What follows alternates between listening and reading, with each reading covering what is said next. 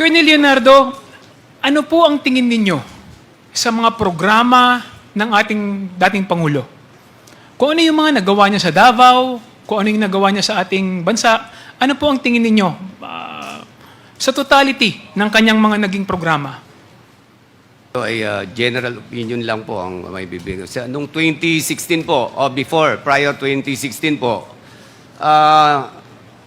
napakagulo ng sitwasyon sa buong Pilipinas when it comes to drugs, Mr. Chair.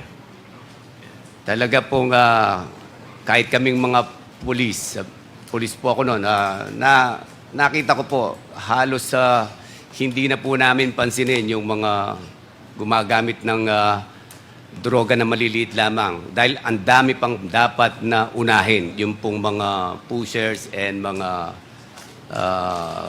drug lords nung mga panahon po na yon.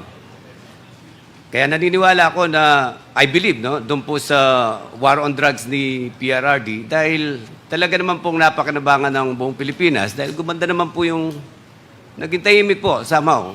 Compared doon sa 2022, wala na pong drugs. Wala na po halos. Yun po ang masasabi ko, Mr. Chair. Maraming salamat po, Colonel Leonardo.